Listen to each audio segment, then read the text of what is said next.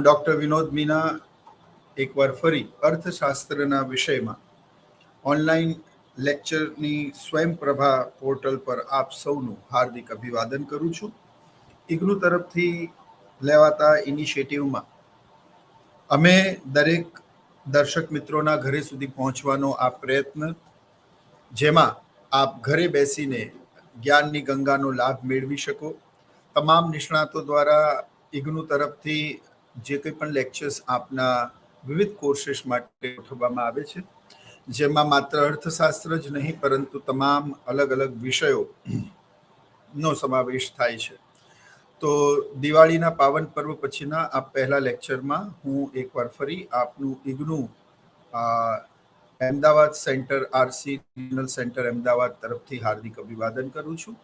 મિત્રો, અર્થશાસ્ત્રના બીઈસીસી 131 લેક્ચરમાં આજે આપણે ખર્ચના ખ્યાલો વિશેની માહિતી મેળવીશું, જેમાં પ્રથમ સ્થિર ખર્ચ, અસ્થિર ખર્ચ અને કુલ ખર્ચનો ખ્યાલ મેળવીશું. અને પછી જો સમય રહ્યો તો આપણે સરેરાશ ખર્ચ અને સીમાંત ખર્ચની ચર્ચા કરીશું. અન્યથા એની ચર્ચા પછી આવતા લેક્ચરમાં કરીશું.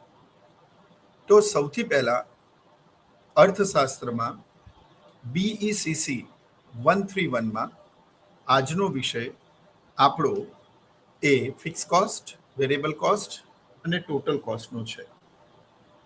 સ્થિર ખર્ચ, અસ્થિર ખર્ચ અને કુલ ખર્ચના ખ્યાલોને આપણે આકૃતિ, ઉદાહરણ, સૂત્ર દ્વારા સમજીશું અને તેનો ખ્યાલ મેળવીશું.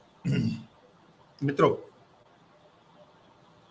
આજના આપણા આ ટોપિકનું જે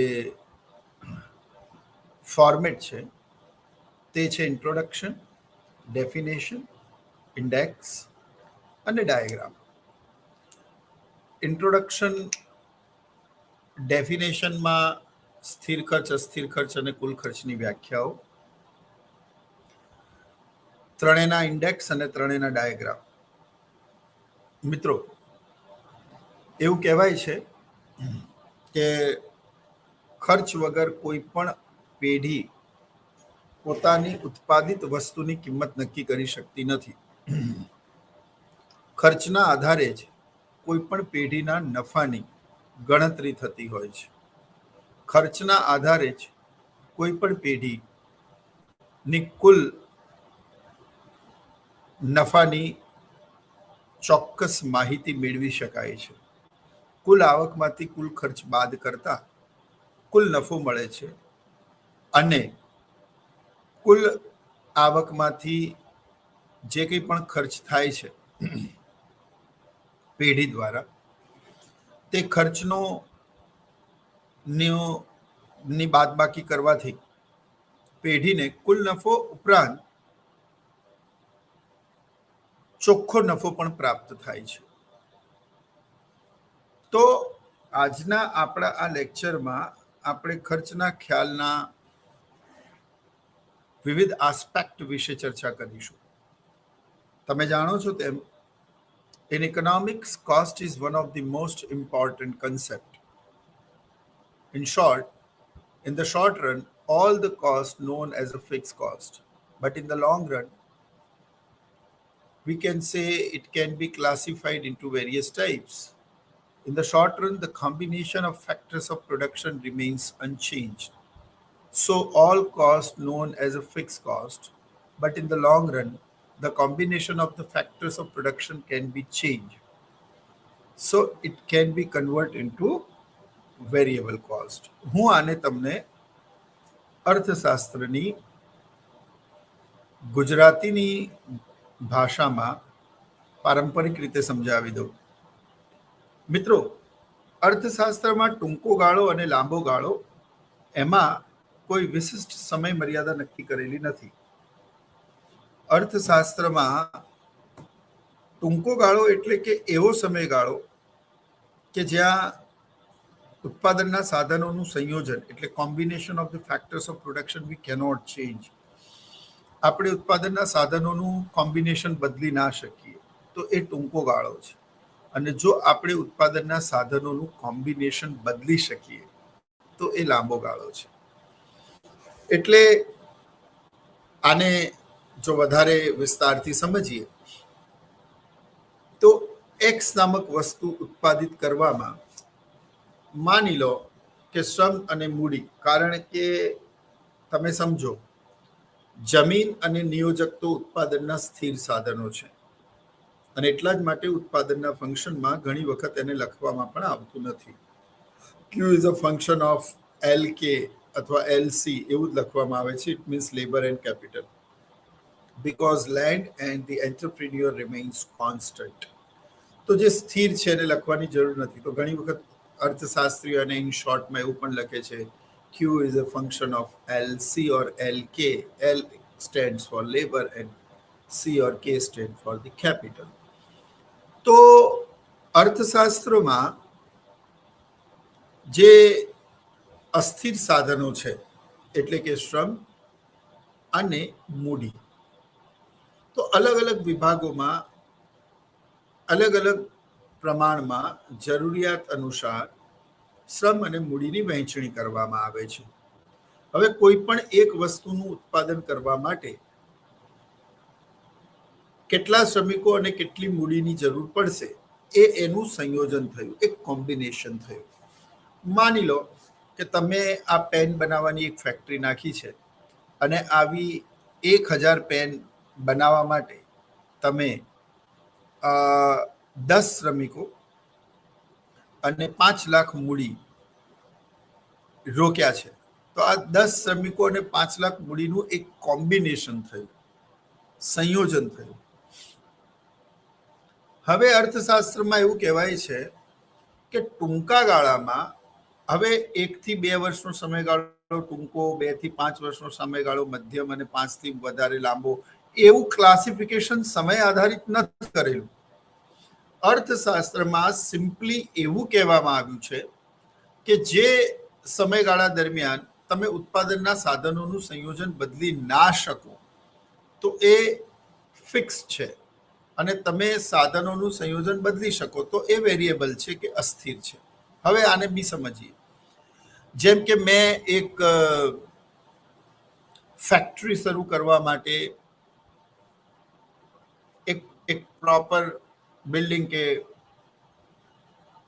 સર્ટેન સ્ક્વેર ફીટ એરિયા બિલ્ડિંગનો મેં ભાડે લીધો. એમાં મેં ફર્નિચર કરાવ્યું, સીસીટીવી કેમેરા નંખાવ્યા, એસી નંખાવ્યું, કલર કરાવ્યું, બધું જ કામ કરાવ્યું, ફર્નિચર કરાવ્યું. ઉત્પાદનની જગ્યાએ મશીનો અને બધાની ગોઠવણી કરી. હવે ઉત્પાદન શરૂ કર્યું. તો હવે ઉત્પાદન શરૂ થયું તો હું દર વર્ષે કલર કરીશ, દર વર્ષે સીસીટીવી કેમેરા બદલાવીશ, દર વર્ષે હું ફર્નિચર અને રાચ રચીલું બદલાવીશ? નો. હા, હું 5 વર્ષે કે 10 વર્ષ પછી એમાં ફેરફાર કરી શકું. એ પણ માંગ અને સમયની રિક્વાયરમેન્ટ હોય, અને એટલા સમય પછી વી કેન અન્ડરસ્ટેન્ડ કે ભાઈ રિનોવેશન કરી શકાય. તો તમે ટૂંકા ગાળામાં એ કોમ્બિનેશન બદલી નથી શકતા, અને બદલવું ન જોઈએ, નહીતર તો એની અસર નફા ઉપર થાય, કુલ ખર્ચ ઉપર થાય. એટલે જ્યારે તમે combination of factors of production બદલી ના શકો, જેમ કે આ પેનને ઉત્પાદિત કરવા માટે તમે દર મહિનામાં આના 1000 યુનિટ બનાવો છો, અને 1000 યુનિટ બનાવવા માટે તમે 5 લાખ મૂડી નાખી છે અને 10 શ્રમિકો તમારી ફેક્ટરીમાં કામ કરે છે. તો 5 લાખ મૂડી અને 10 શ્રમિકોનું જે કોમ્બિનેશન આને બનાવવાનું છે એ બદલી ન શકાય તો તે ફિક્સ્ડ કોસ્ટ છે, એટલે કે સ્થિર ખર્ચ છે. પણ લાંબે ગાળે તમે એવું બની શકે કે 10 શ્રમિકોની જગ્યાએ તમે 5 શ્રમિકો કરી દો અને મૂડીનું પ્રમાણ 5 લાખની જગ્યાએ 10 લાખ કરી દો, અથવા મૂડીનું પ્રમાણ ઘટાડીને શ્રમનું પ્રમાણ વધારો. આનો નિર્ણય તમે કયું which combination of the factors of production is better or affordable, જે કાર્યક્ષમ છે અને જે તમને સૌથી ઓછું ખર્ચમાં એ વસ્તુનું ઉત્પાદન કરીને આપે છે તે સંયોજન તમે પસંદ કરશો. જો શ્રમ વધારી અને મૂડી ઓછી કરીને તમને નફો વધારે થતો હોય તો તમે એ કોમ્બિનેશન પસંદ કરશો. મૂડી વધારીને શ્રમ ઓછો કરીને નફો વધારે મળતો હોય તો તમે એ પસંદ કરશો. આનો આધાર શ્રમિકની કાર્યક્ષમતા, શ્રમિકની સીમાંત કાર્યક્ષમતા અને મૂડીની સીમાંત કાર્યક્ષમતા ઉપર રહેલો છે. જો મૂડી પરનું વ્યાજ વધારે હોય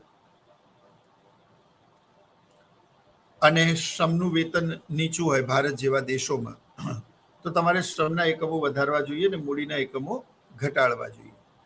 પરંતુ યુરોપિયન દેશોમાં જ્યાં વસ્તી ઓછી છે અને શ્રમિકો નથી મળતા, ત્યાં કિંમત એટલે કે શ્રમિકને આપવામાં આવતું વેતન, એનું રિવોર્ડ, એનું વળતર, તો શ્રમની કિંમત વધારે છે પણ મૂડીનું પરનું વ્યાજ ઓછું છે. તો એ દેશોમાં એ લોકો કયું કોમ્બિનેશન પસંદ કરશે? એ લોકો મૂડી વધારશે અને શ્રમિકોની સંખ્યા ઘટાડશે. તો આ રીતે પણ આ જે નિર્ણય છે એ લાંબા ગાળે જ લઈ શકાશે. એટલે જ્યારે તમે સાધન સંયોજન, સાધન એટલે 4, જમીન, મૂડી, શ્રમ, નિયોજક, કોઈ પણ વસ્તુને ઉત્પાદિત કરવા માટેના સાધન સંયોજન, એટલે કે આપણે સમજી ગયા, અગાઉ હું ફરી કહી દઉં, જમીન અને નિયોજક, આ બે તો ફિક્સ છે. એટલે રહ્યા કયા બે? તો કે શ્રમ અને મૂડી. આ બંનેનું કોમ્બિનેશન તમે બદલી શકો તો એ લાંબો ગાળો કહેવાય. અને કોમ્બિનેશન બદલી ન શકો અથવા ન બદલવું જોઈએ તો એ ટૂંકો ગાળો કહેવાય. તો આપણે હમણાં ખર્ચ કર્યું છે, ફરીથી આપણે એમાં ફેરફાર કરીશું એવું થવાની શક્યતાઓ બહુ ઓછી છે, સિવાય કે સરકારની નીતિમાં બહુ મોટો ફેરફાર થઈ જાય, અર્થતંત્રની અંદર ટેકનોલોજીમાં કોઈક બહુ જ મોટી ક્રાંતિકારી શોધ થઈ જાય, અથવા તો કોઈક બહુ જ મોટો રાજકીય નિર્ણય લેવાય અને તે સંદર્ભમાં તમારે આ બદલવું પડે, એ આખી વાત અલગ છે. અન્યથા સામાન્ય સંજોગોમાં ટૂંકા ગાળામાં સાધન સંયોજન બદલી શકાતા નથી, પરંતુ લાંબા ગાળામાં સાધન સંયોજન બદલી શકાય છે. તો મિત્રો, આપણે સાધન સંયોજન જે બદલવાની વાત છે એ ટૂંકા ગાળાની છે. એટલે અહીંયા શું કહેવામાં આવ્યું છે હવે આપણે સમજીએ. In economics, cost is one of the most important concept. અર્થશાસ્ત્રમાં ખર્ચ એ બહુ જ મહત્વનો ખ્યાલ છે. In short run, all the cost known as a fixed cost. ટૂંકા ગાળામાં બધા જ ખર્ચ સ્થિર ખર્ચ હોય છે. કેમ? કારણ કે એમાં ફેરફાર થતા નથી. ફિક્સ્ડ એટલે કે સ્થિર, જેમાં ચેન્જીસ ન થાય. But in the long run, it can be classified in a various types. એ અલગ અલગ પ્રકારોમાં એનું વર્ગીકરણ થઈ શકે છે. In the short run, the combination of factors of production remains unchanged. ટૂંકા ગાળામાં the combination of the factors of production remains unchanged. હવે અહીંયા સમજો, ટૂંકા ગાળામાં સાધનોનું સંયોજન એટલે કે એનું કોમ્બિનેશન એ અનચેન્જડ રહે છે. મેં હમણાં જ તમને કહ્યું કે આ પેન બનાવવા માટે જેટલા શ્રમિકોને મૂડીનું મેં રોકાણ કર્યું છે એક નિયોજક તરીકે, એ હું બદલી ના શકું, અને જ્યાં સુધી ના બદલી શકું તે સ્થિર સમયગાળો કહેવાય, એને શોર્ટ રન કહેવાય, એને ફિક્સ્ડ.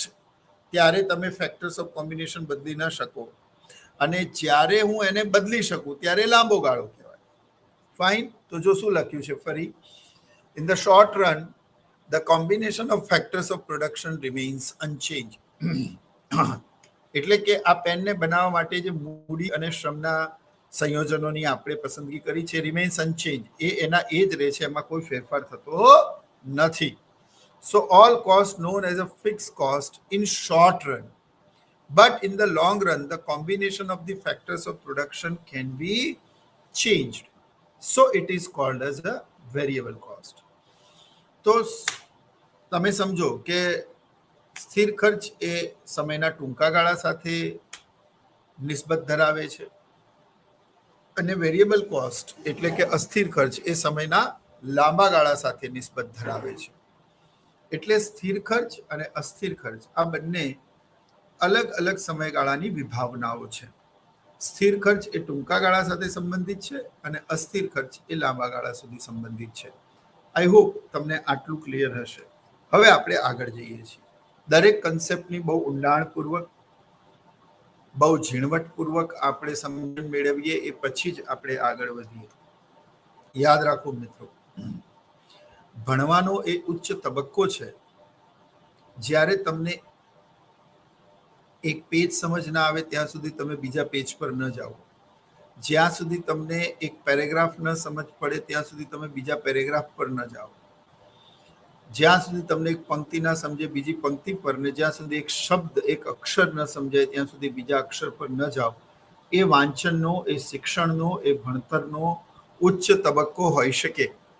આમ પાના પલટી લેવાથી બધું જ આવડી ગયું એવું નહીં.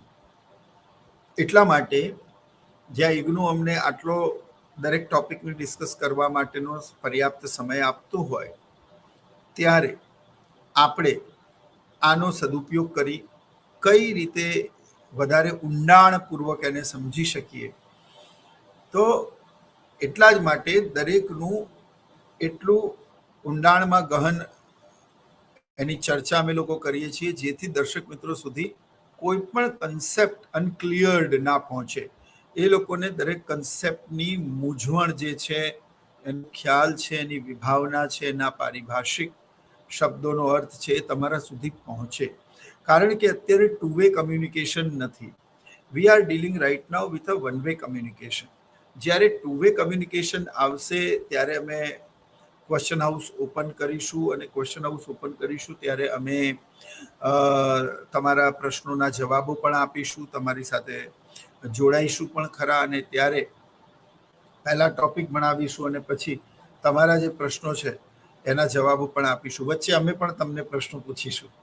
ત્યારે પણ અત્યારે તમે કોઈ પણ કન્સેપ્ટ ન સમજો એવું ન બને એટલા માટે એની ઊંડાણપૂર્વક અમે ચર્ચા કરીએ છીએ મિત્રો. Fix cost, variable cost end total cost. તો સૌથી પહેલા ત્રણેયની આપણે વ્યાખ્યાઓ સમજીએ. તો ફિક્સ્ડ કોસ્ટ કોને કહેવાય? In short period of time, production may increase, decrease or become zero, but the cost which is always remains constant, it is known as a fixed cost. ટૂંકા ગાળામાં ઉત્પાદન વધે, ઘટે કે શૂન્ય થાય, પણ જે ખર્ચ એનું એ જ રહે. The cost which is remains unchanged. So there is a no change. જો ઘણી વખત શું હોય છે મિત્રો કે પ્રશ્નમાં જ જવાબ છુપાયેલો હોય છે. એનો જે ખ્યાલ છે સ્થિર ખર્ચ, સ્થિરનો મતલબ જે બદલાય નહીં, જે કોન્સ્ટન્ટ જ રહે. હું હમણાં ઉદાહરણો આપીશ એટલે તમને આપોઆપ ખ્યાલ આવશે, હા સર આ બરાબર છે. સ્થિર which is not going to be change, જે બદલાતું નથી, જે એનું એ જ રહે છે, જે કોન્સ્ટન્ટ જ રહે છે, એને સ્થિર ખર્ચ કહીએ છીએ. ફરી એકવાર કહું, whether the production may increases, decreases or become zero, but the cost remains constant, it is known as a fixed cost. ઉત્પાદન વધે, ઉત્પાદન ઘટે કે ઉત્પાદન શૂન્ય થાય, પણ જે ખર્ચ એનું એ જ રહે છે તેને સ્થિર ખર્ચ કહેવામાં આવે છે.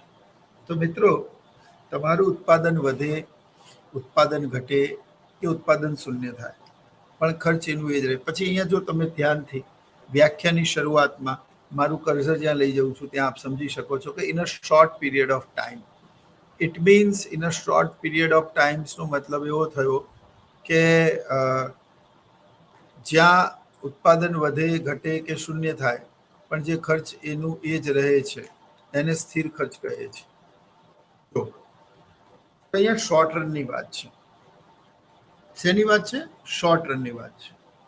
તો ટૂંકા ગાળામાં પ્રોડક્શન વધે, ઘટે કે શૂન્ય થાય, ખર્ચ એનું એ જ રહે છે. હવે આ જે વ્યાખ્યા છે એને એબ્સોલ્યુટલી રિવર્સ કરી દઈએ આપણે, એને ઊંધું કરી દઈએ આપણે, તો આપણને શું મળશે? તો આપણને અસ્થિર ખર્ચની વ્યાખ્યા મળશે. જો તમે When production increases, variable cost also increases. When production decreases, variable cost also decreases. When production becomes zero, also becomes zero. આનો મતલબ શું થયો? ઉત્પાદન વધતા ખર્ચ વધે, ઉત્પાદન ઘટતા ખર્ચ ઘટે, ઉત્પાદન શૂન્ય થાય તો ખર્ચ પણ શૂન્ય થાય. આનો અર્થ એ થયો કે અહીંયા ઉત્પાદન અને ખર્ચ વચ્ચે સીધો સંબંધ છે.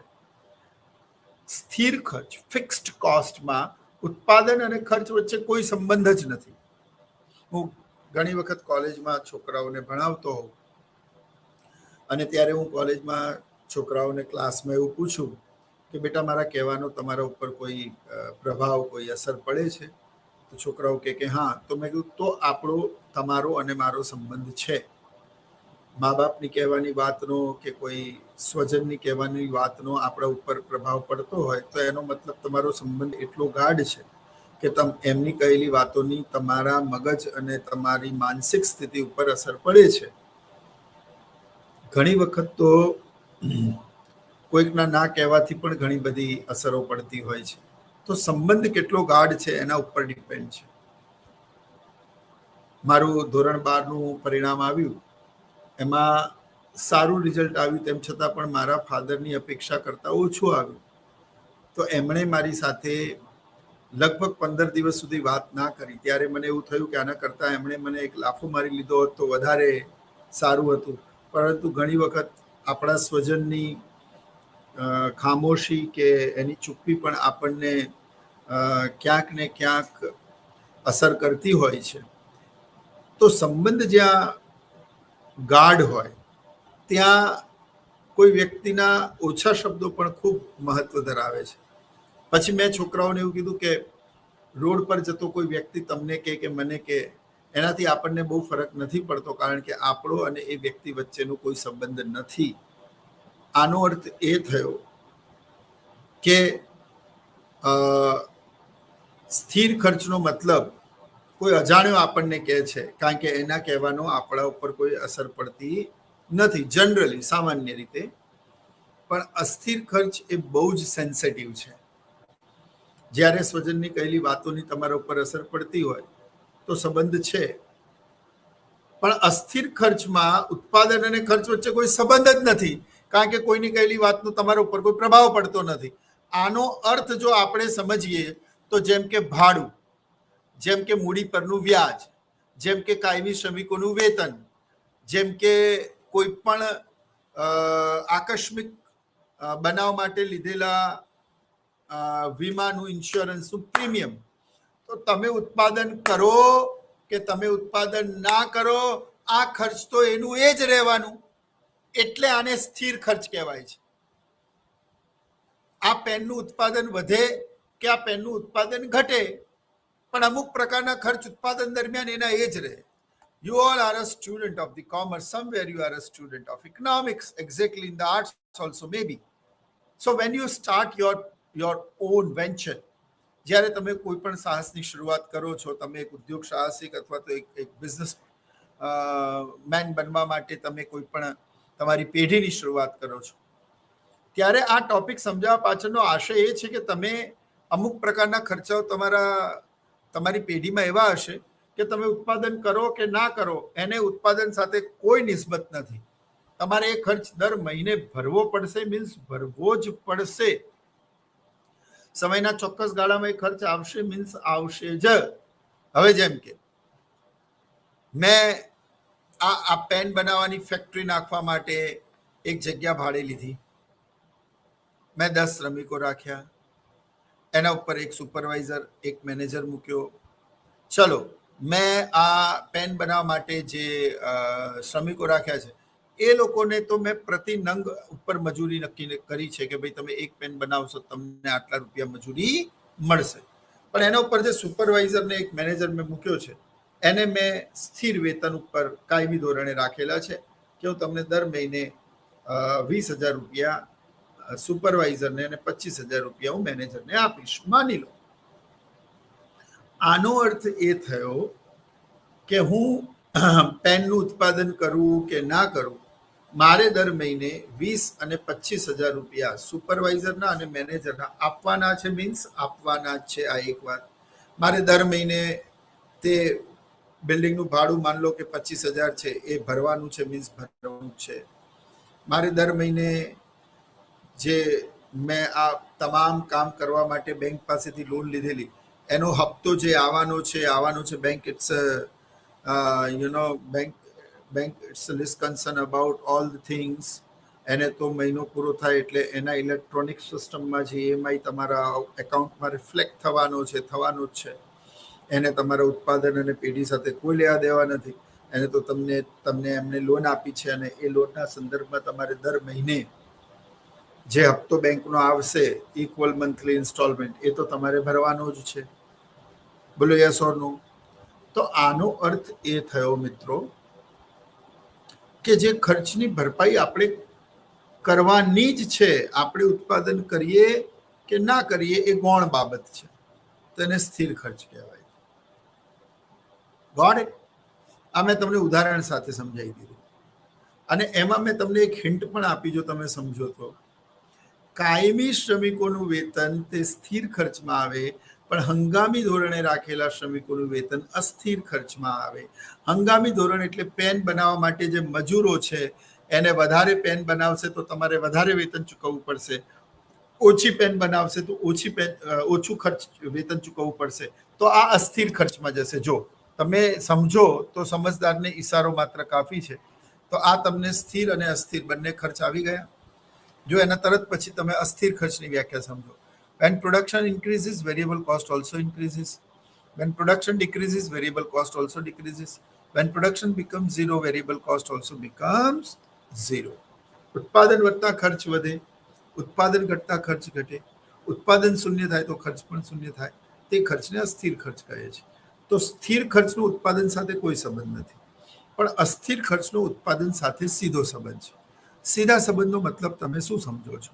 સીધો સંબંધ એટલે માનો કે ઉત્પાદન વધ્યું તો ખર્ચ પણ વધ્યું, ઉત્પાદન ઘટ્યું તો ખર્ચ પણ ઘટ્યું. બંને વચ્ચે એક જ દિશામાં ફેરફાર થતા હોય તો સંબંધ સીધો છે. બંને વચ્ચે વિરુદ્ધ દિશામાં ફેરફાર થતા હોય તો સંબંધ વ્યસ્ત છે. સીધો સંબંધ હોય તો રેખાનો ઢાળ ધન આવે, એટલે અસ્થિર ખર્ચનો રેખાનો ઢાળ ધન હશે. વ્યસ્ત સંબંધ હોય, એક વધે એક ઘટે, એક ઘટે એક વધે, જેમ કે કિંમત અને માંગ વચ્ચે વ્યસ્ત સંબંધ હોય તો પછી રેખાનો ઢાળ ઋણ આવે. ઋણ એટલે ઉપરથી નીચે તરફ હોય. આ બેઝિક ફંડામેન્ટલ કન્સેપ્ટ ઇકોનોમિક્સનો જો તમે યાદ રાખો તો તમારી આકૃતિ દોરતી વખતે પણ ભૂલ ન થાય. ફરી એકવાર કહું, સંબંધ 3 હોઈ શકે. સ્થિર હોઈ શકે, અસ્થિર હોઈ શકે, અથવા તો સંબંધ ન હોય. શરૂઆતમાં આપણે જે સ્થિર ખર્ચમાં ભણ્યા, ઉત્પાદન વધે કે ઘટે એટલે ઉત્પાદન સ્થિર હોઈ શકે, પછી સંબંધ સ્થિર, સંબંધમાં કોઈ વ્યાખ્યાંકિત ના કરી શકાય, એટલે કે એક પરિબળ વધે કે ઘટે પણ બીજું પરિબળ પર એની કોઈ અસર ના પડે તો કોઈ સંબંધ નથી. હવે આની આકૃતિ જ્યારે તમે દોરો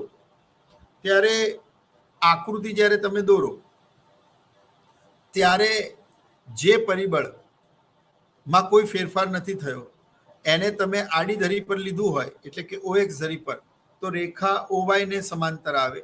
અને તમે એને OY ધરી પર લીધું હોય તો એ રેખા આડી ધરીને સમાંતર આવે. ડિપેન્ડ કરે છે કે તમે કયું પરિબળ કઈ ધરી પર લીધું છે. પણ એ રેખા કાં તો આડી ધરી કાં તો ઊભી ધરીને સમાંતર આવે. જો સંબંધ ન હોય તો. સંબંધ સીધો હોય એટલે કે એક પરિબળમાં વધારો થાય તો બીજામાં પણ થાય, એકમાં ઘટાડો થાય તો બીજામાં પણ ઘટાડો થાય, તો રેખાનો ઢાળ ધન આવે. જો સંબંધ વ્યસ્ત હોય, વ્યસ્ત એટલે એક વધે તો એક ઘટે, એક ઘટે તો એક વધે, તો બંને વચ્ચે વિરુદ્ધ દિશાના ફેરફાર હોય તો તેને વ્યસ્ત સંબંધ કહેવાય. વ્યસ્ત સંબંધ જો હોય તો રેખાનો ઢાળ ઋણ આવે.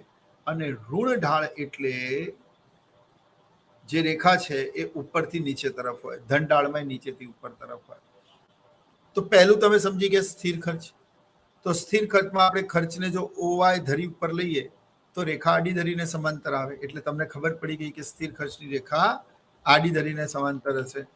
તમને ના ખ્યાલ આવે તો જો હું આ બતાવી દઉં આડી ધરીને સમાંતર. અસ્થિર ખર્ચમાં ઉત્પાદન અને ખર્ચ વચ્ચે સીધો સંબંધ છે, માટે રેખાનો ઢાળ ધન આવે, આ જો નીચેથી ઉપર તરફ. પણ એ ફ્લક્ચ્યુએટેડ કેમ છે એની ચર્ચા આપણે પછી કરીએ. એટલે આઈ હોપ કે તમને આટલો ખ્યાલ આવી ગયો. હવે સ્થિર ખર્ચ, અસ્થિર ખર્ચ અને છેલ્લે આપણે કુલ ખર્ચ જોઈએ. તો કુલ ખર્ચમાં મિત્રો, the addition of fix cost and variable cost is known as total cost. સ્થિર ખર્ચ અને અસ્થિર ખર્ચનો સરવાળો કરતા જે આંક પ્રાપ્ત થાય તેને કુલ ખર્ચ કહેવાય.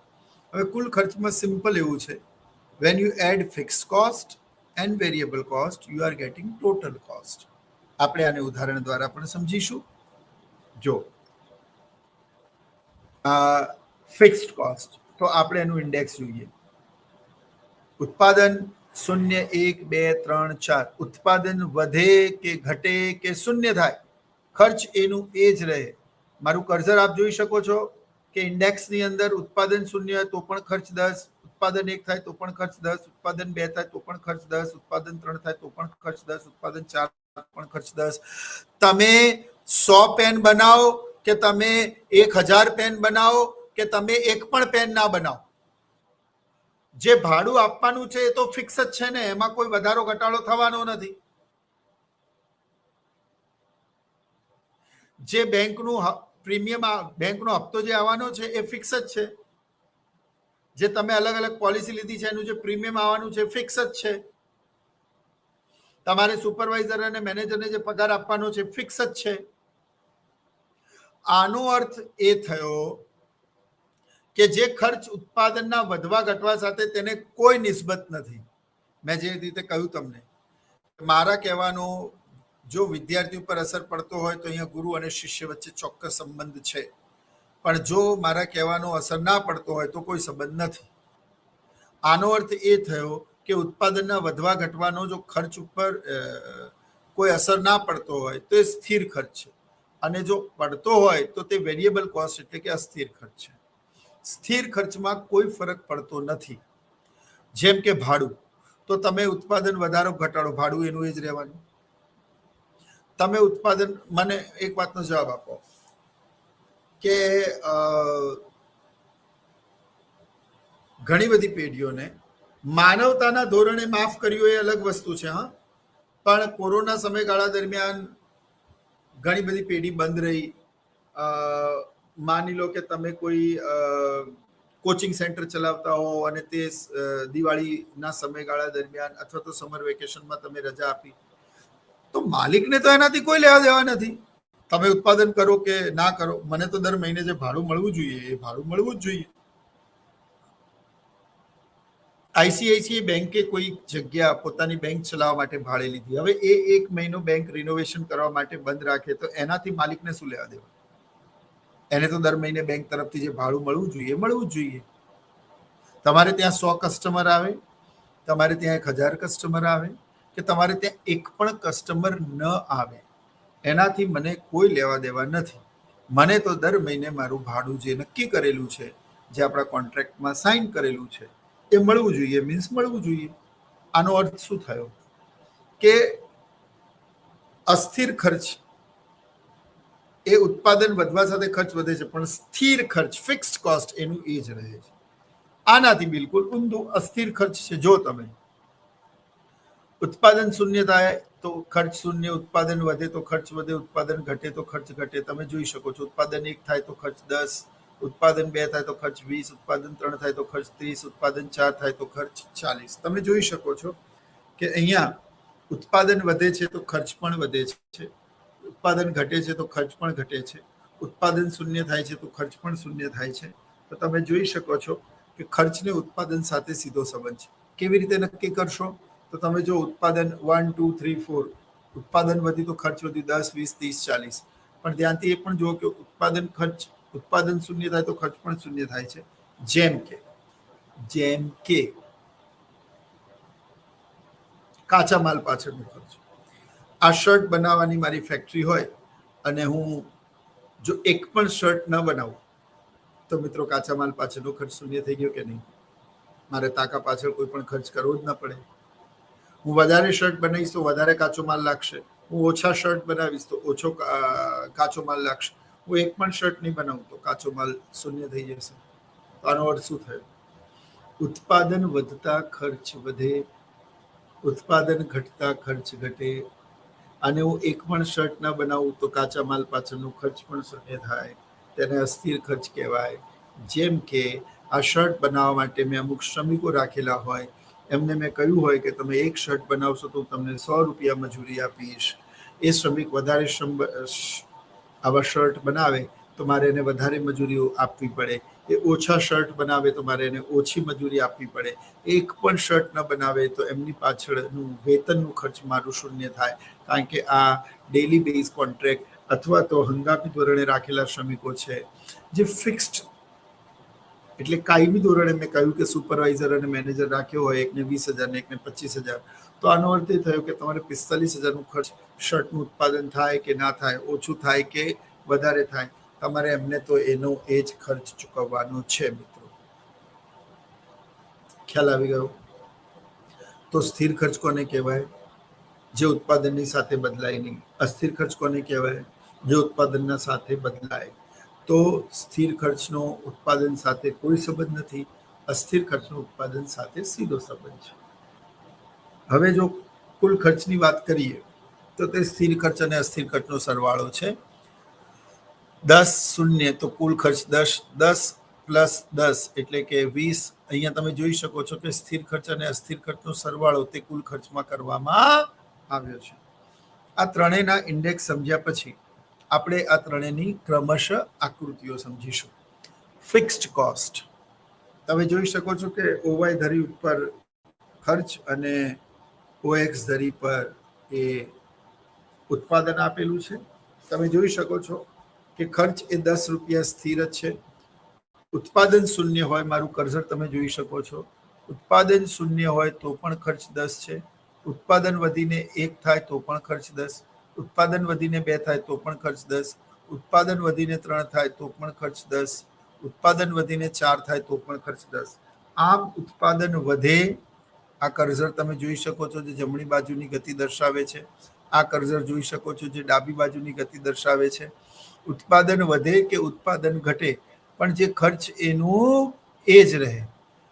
ઉત્પાદન વધે, ઉત્પાદન ઘટે કે ઉત્પાદન શૂન્ય થાય પણ જે ખર્ચ એનું એ જ રહે તેને સ્થિર ખર્ચ કહેવાય. આઈ hope you get it in a right manner. તમે આ શર્ટનું ઉત્પાદન વધારો કે ઘટાડો અથવા એક પણ ન બનાવો, તમારે દર મહિને જે 10,000 ભાડું આપવાનું છે માની લો, તો એ સ્થિર જ રહેવાનું. ઉત્પાદન વધે કે ઘટે, દર મહિને આ સ્થિર ખર્ચ જે તમારે ભોગવવું જ પડે. આનો અર્થ એ થયો કે સ્થિર ખર્ચને ઉત્પાદન સાથે કોઈ સંબંધ નથી. પ્રશ્ન એવો પણ પૂછાય છે, સ્થિર ખર્ચની રેખા કઈ ધરીને સમાંતર હોય છે? તો સ્થિર ખર્ચની રેખા આડી ધરીને સમાંતર હોય છે, કારણ કે ખર્ચ તમે ઓવાય ધરી પર લીધું છે.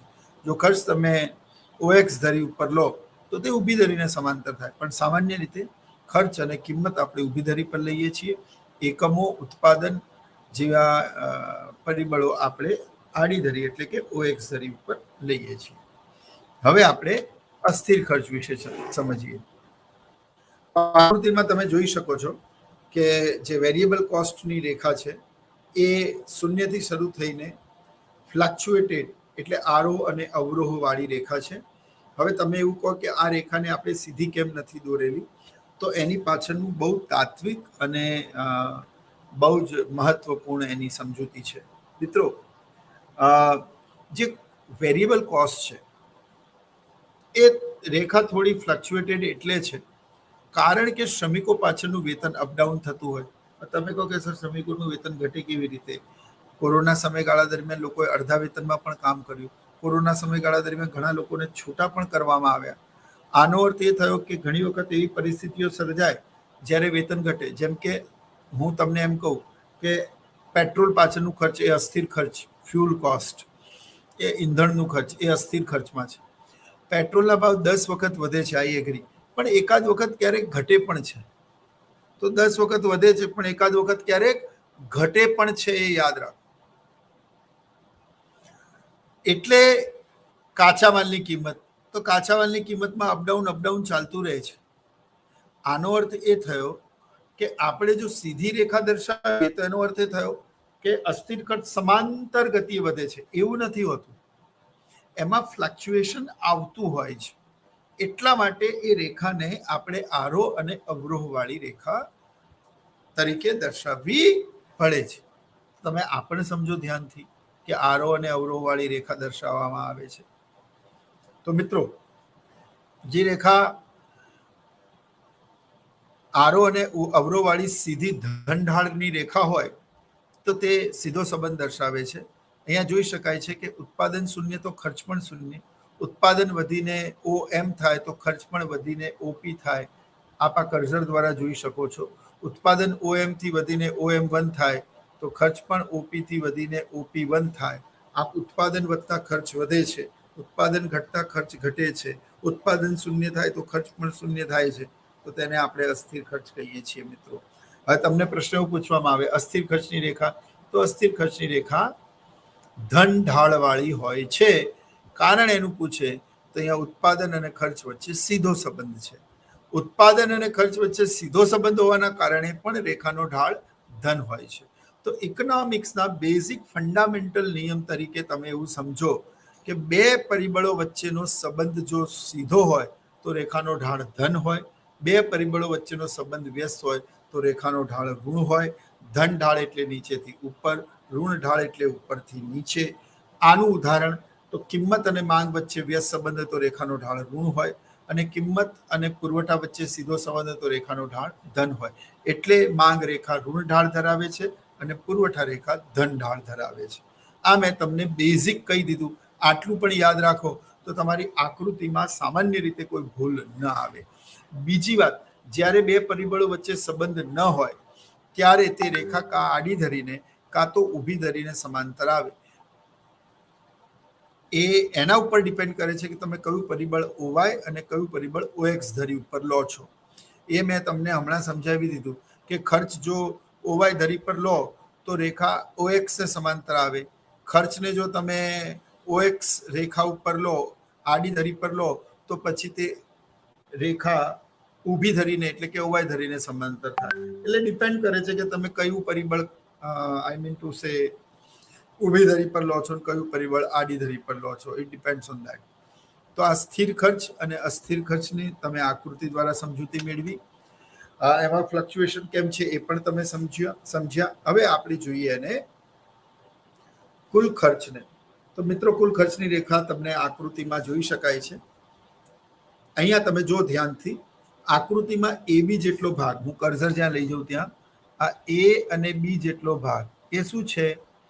તો કે સર A અને B ભાગ તે સ્થિર ખર્ચ દર્શાવે છે. It is called a fix cost. CD જેટલો ભાગ છે એ CD જેટલો ભાગ એ અસ્થિર ખર્ચ દર્શાવે છે, તમે જોઈ શકો છો. જ્યારે E મારું કર્સર જ્યાં છે ત્યાં અને G એ કુલ ખર્ચ દર્શાવે છે. આ કુલ ખર્ચમાં FG એ સ્થિર ખર્ચ છે, F અને G સ્થિર ખર્ચ છે, જ્યારે E અને F તે અસ્થિર ખર્ચ છે. હવે FG સ્થિર, EF અસ્થિર, આ બંનેમાં કોમન ઉડાઈએ તો F ઉડે તો છેલ્લે EG રહે. આ તો મેં તમને એક મેથડ બતાવી છે. તો એ EG શું છે? તે કુલ ખર્ચ છે. અને એ કુલ ખર્ચમાં EF અસ્થિર અને FG એ સ્થિર ખર્ચ દર્શાવે છે. તો આ કુલ ખર્ચની રેખા થઈ. કુલ ખર્ચ એ શું છે? સ્થિર ખર્ચ અને અસ્થિર ખર્ચનો સરવાળો છે. એટલે એમાં સંબંધ અને રેખાનો ઢાળ એ મહત્વનું નથી. એમાં સ્થિર ખર્ચ અને અસ્થિર ખર્ચનો સરવાળો મહત્વનો છે. એટલે સ્થિર ખર્ચ અને અસ્થિર ખર્ચમાં બંનેનો સરવાળો કરવામાં આવે છે ત્યારે આપણને કુલ ખર્ચ મળે છે. તો મિત્રો, તમે આજના લેક્ચરમાં તમે આ માહિતી મેળવી. સ્થિર ખર્ચ કોને કહેવાય, અસ્થિર ખર્ચ કોને કહેવાય અને કુલ ખર્ચ કોને કહેવાય. ટૂંકમાં જો એનો સાર આપણે મેળવીએ તો એમ કહી શકાય કે સ્થિર ખર્ચ, હવે હું તમને એવા હાઇલાઇટ્સ અને એવા મુદ્દા ઉપર ચર્ચા કરું છું જે MCQમાં તમને પૂછાઈ શકે. MCQ એ સીધા રોકડા માર્ક્સ, પરંતુ તે માટે તમારી વિષયની કેટલી સમજૂતી છે. ઘણી વખત વિદ્યાર્થીઓ મને પૂછતા હોય છે કે સર અમે એમસીક્યુ ક્યાંથી યાદ કરીએ? તો હું એમને એવું કહું છું કે એમસીક્યુ એ પુસ્તકની પાછળ અમુક આપેલા પ્રશ્નોને તમે યાદ કરી લો એટલે તમને એમસીક્યુ આવડી જાય એવું ના હોય. તમે વિષયને કે ટોપિકને કેટલા ઊંડાણપૂર્વક સમજો છો અને ભણ્યા છો એના ઉપર ડિપેન્ડ કરે છે. હવે અમારા જેવા કોઈ અધ્યાપક હોય એ આખી પુસ્તકમાંથી કે કોઈ પણ પ્રશ્નમાંથી કોઈ એક લાઈન ઉઠાવીને એમસીક્યુ મૂકી દે અને પોતાની રીતે વિકલ્પ બનાવીને મૂકી દે, જે તમને પુસ્તકની પાછળ આપેલા એમસીક્યુમાં ન મળે. તો તે સંદર્ભમાં તમે વિષયને કેટલું ઊંડાણપૂર્વક સમજો છો એ વધારે મહત્વનું છે. તો તમને ઘણી બધી હિન્ટ આપું છું. જો તમને એમાંથી આવા એમસીક્યુ પૂછી શકાય, જેમ કે કયા ખર્ચને ઉત્પાદન સાથે કોઈ સંબંધ નથી? તો સ્થિર ખર્ચ.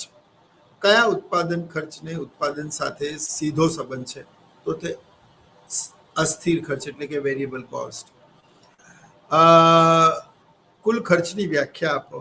તો સ્થિર ખર્ચ અને અસ્થિર ખર્ચનો સરવાળો કરતા જે આંક પ્રાપ્ત થાય તેને કુલ ખર્ચ કહેવાય. પછી તમને એવું પૂછી શકે કે નીચેનામાંથી કયું ખર્ચ તે સ્થિર ખર્ચનું ઉદાહરણ છે? એમાં નીચે તમને આપેલું હોય કાચા માલ પાછળનું ખર્ચ, ઈંધણ પાછળનું ખર્ચ, લાઇટ બિલ પાછળનું ખર્ચ, કે તમને એવું પૂછ્યું હોય કે કાયમી શ્રમિકોના વેતન પાછળનું ખર્ચ. તો આમાંથી કયું ઓપ્શન આવે? તો કે કાયમી શ્રમિકોનું વેતન. કારણ કે કાયમી શ્રમિકોનું વેતન બદલાતું નથી. ઉત્પાદન વધે કે ઘટે અથવા તમને એની જગ્યાએ ભાડું એવું ઓપ્શન આપેલું હોય તો ઉત્પાદન વધે કે ઘટે ભાડું એનું એ જ રહે છે. આપણે 11 મહિના 29 દિવસનો જે કોન્ટ્રાક્ટ કરીએ છીએ અથવા કોઈ પણ પ્રોપર્ટી કોઈ વ્યક્તિ 5 વર્ષ કે 10 વર્ષ માટે લીઝ ઉપર આપેલી હોય ત્યારે સમયના અમુક ગાળા માટે એવું નક્કી કરેલું હોય કે ભાઈ આટલું જ આ ભાડું સ્થિર રહેશે અને પછી એમાં નવેસરથી આપણે જ્યારે લીઝ કરીશું અથવા એમઓયુ કરીશું ત્યારે નવા કયા દર રાખવા તે નક્કી કરીશું. અથવા તો એવું નક્કી કરેલું હોય કે ભાઈ આમાં દર 5 વર્ષે 10% વધારો થશે ભાડામાં. પણ એનો અર્થ એ થયો કે 5 વર્ષ માટે તો તમારે કરેલું ભાડું આટલા 1000 રૂપિયા આપવાનું છે, મીન્સ આપવાનું જ છે.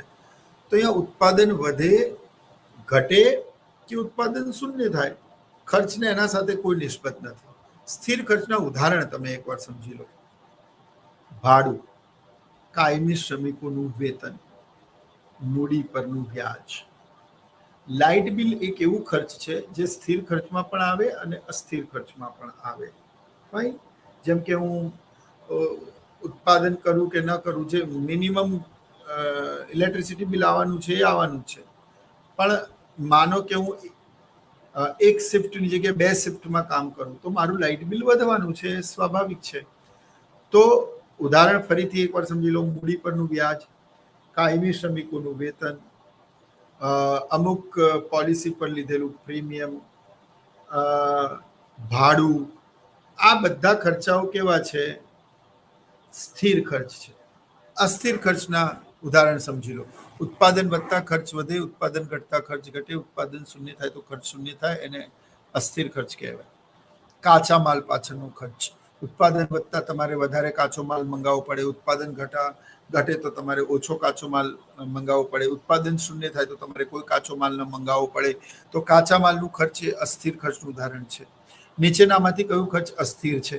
ભાડું, મૂડી પરનું વ્યાજ, કાયમી શ્રમિકોનું વેતન અને કાચો માલ. તો તમારે અહીંયા પસંદ કરવું પડે કાચો માલ. ફાઇન. બીજું, ઈંધણ કે પેટ્રોલનું ખર્ચ. તમે બજારમાં જેટલું વધારે ફરશો એટલું પેટ્રોલ ઈંધણનું ખર્ચ વધશે. તમે બજારમાં ઓછું ફરશો તો એટલું પેટ્રોલ અને ઈંધણનું ખર્ચ ઘટશે. તો આનો આધાર શેના ઉપર છે? તો કે આનો આધાર ઉત્પાદનના ખર્ચ ઉપર છે. એટલે ઉત્પાદન ઉપર છે. ઉત્પાદન વધતા ખર્ચ વધશે, ઉત્પાદન ઘટતા ખર્ચ ઘટશે, ઉત્પાદન શૂન્ય થશે તો ખર્ચ પણ શૂન્ય થશે. તો આ સ્થિર ખર્ચનું ઉદાહરણ છે. I hope you got it. એનું જ ત્રીજું ઉદાહરણ અસ્થિર ખર્ચનું. હંગામી શ્રમિકોનું વેતન. હીરા ઘસનારા કારખાનામાં કારીગરોને કેટલા કેરેટનો હીરો ઘસ્યો છે એના વજનના આધારે મજૂરી નક્કી કરવામાં આવે.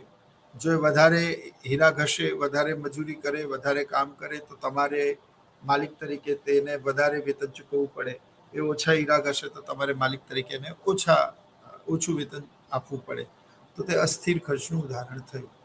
મૂડીનું વ્યાજ, ઉત્પાદન વધે કે ઘટે તમારે જે દર મહિને હપ્તો આવવાનો છે બેંકનો એ આપવાનો જ છે, તો તે સ્થિર ખર્ચ. પણ અસ્થિર ખર્ચમાં હંગામી શ્રમિકોનું વેતન, કાચો માલ અને લાઇટ બિલ, મેં તમને કહ્યું તેમ એ બંનેમાં આવે, તો એ લાઇટ બિલનું ખર્ચ તે અસ્થિર ખર્ચનું ઉદાહરણ છે. કુલ ખર્ચમાં સ્થિર અને અસ્થિર ખર્ચનો સરવાળો કરો તો તમને કુલ ખર્ચ મળે. આપણા નફામાંથી કુલ ખર્ચ બાદ કરો તો પેઢીની કુલ આવકમાંથી કુલ ખર્ચ બાદ કરો તો નફો મળે. તો આ રીતે ખર્ચનો ખ્યાલ એ ખૂબ જ મહત્વનો છે અર્થશાસ્ત્રમાં, અને ખર્ચના ખ્યાલના આધારિત પેઢીનો નફો નક્કી થતો હોય છે, માટે આ ખ્યાલને સમજવો ખૂબ જરૂરી છે. આવનારા લેક્ચરમાં આપણે સરેરાશ ખર્ચ અને સીમાંત ખર્ચ વિશેની માહિતી મેળવીશું. I hope you understand the wonderful concept as well as, અને તમને આનો ઊંડાણપૂર્વક સમજ પડી હશે. આ જ રીતે અર્થશાસ્ત્રના વિવિધ વિષયોની આપણે માહિતી મેળવતા રહીશું, ચર્ચા કરતા રહીશું.